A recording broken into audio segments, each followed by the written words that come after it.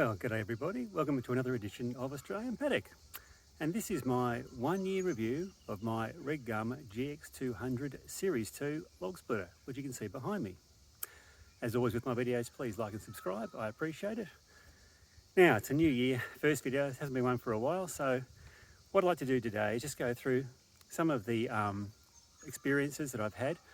Now that I've had a chance to split a lot of wood, we've had a number of trees taken down with our new house build. And so I've been chopping and splitting for months. The tree that I've just done behind me in the ute there, that's the fourth load from this single tree. So, and there's another 5 trees, I think. So we've been doing quite a lot of work. So now I think I'm probably fairly well qualified to report back on my experience with it. So what I want to do is just take you through the pros and cons, and we'll go from there. As always, my reviews are completely unbiased. I've nothing to do with Redgum log splitters whatsoever. You can look at my previous reviews and see what I said about why we bought it and how let's do the follow-up and see how it went. So, how did it stand up? Well, it's still going fine. I've not had no issues with the motor or the tyres or the frame or the hydraulics or anything like that.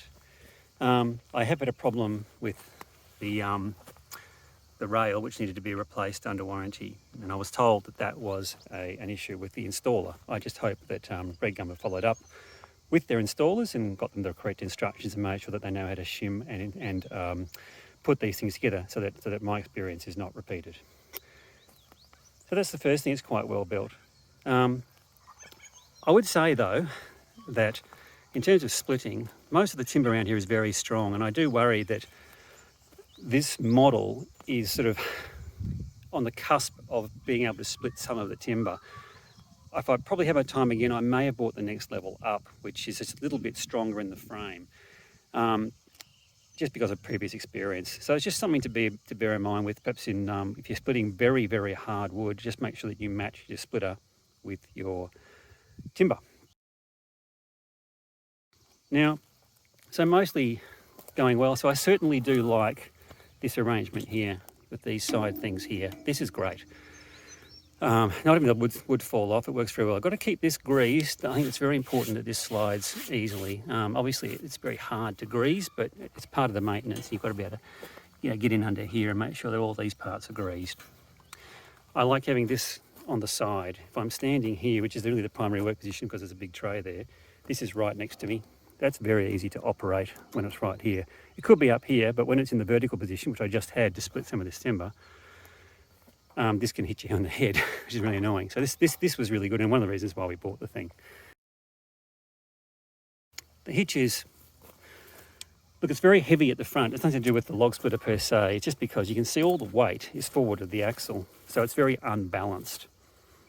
So when you're hitching it or lifting it to get into a vertical position, if you're not that strong, that's really hard. It's almost a two-person job if you weren't that strong. So that's something that, as an overall design element, I would like to see the axle centered on for weight distribution. Possibly not possible due to all of the hydraulic arrangement. That's fair enough, but just from a pure balance perspective, it's not a balanced unit for managing. But it might make it easier for example, with the tipping. Here's the pivot point. You might have no choice but to design it like that, but it makes it very hard to lift here, even for me.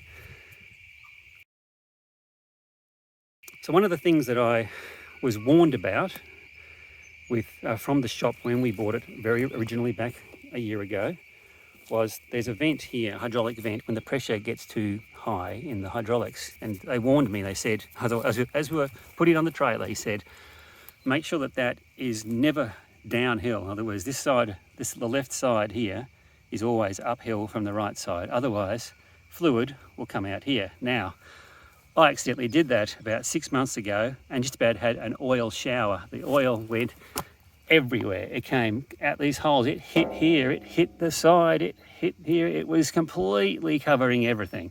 So I didn't heed their advice. Something to be very careful of. Now, the other thing I don't like about it is this not the tray per se. The tray is actually fine because it does what it needs to do. It's got the nice size and it's nice and big. There's no issue with the size of it. The issue is, because you've got to have this thing pointing slightly uphill,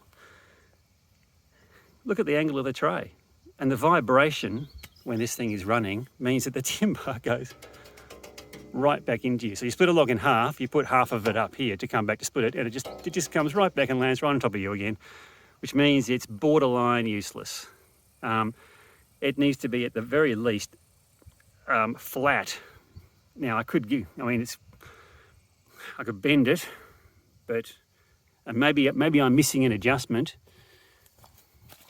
But really, at the end of the day, you can see it just sort of sits in its little holes there and bolts on. So unless I'm missing something, and someone can tell me if I am missing something, and I could well be, wouldn't be the first time, then I'd like to know how to adjust that and make that flat, but I can't see it personally. So that's something that makes this quite useful tray, unfortunately, almost completely useless. Something else to bear in mind, and almost all log splitters have this, this is a very thick base here. When this is in the vertical position, this effectively becomes a step. If you're trying to put a big log onto it, you definitely need something else here. I'd suggest actually getting the rotating ramp thing that they have. If you really do a lot of vertical splitting, it will make your life a hell of a lot easier. I prefer to do it in a horizontal position, but if you're doing vertical splitting, you can get the accessory for this, and I would thoroughly recommend it, if I can spit that out. The next thing I'd like to go over, because people ask this all the time, is cycle time. So I'm going to fire it up and we're going to measure how long it takes to go from the full position open, which it is now, to closed, and back again. Let's have a go. And 3, 2, 1, go.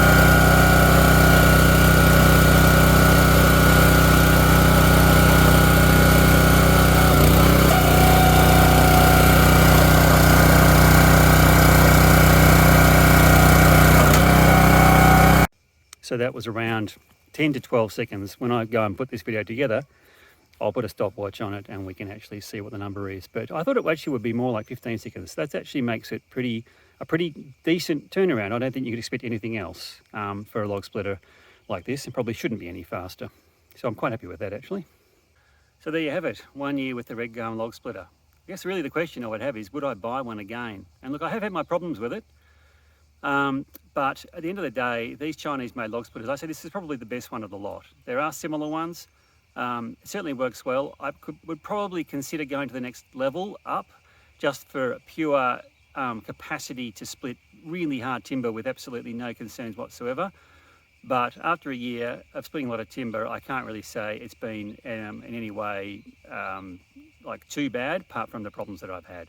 So look, yeah, I certainly would consider one again. So I hope you liked this video. Please like and subscribe, and I'll see you again next time. Ciao.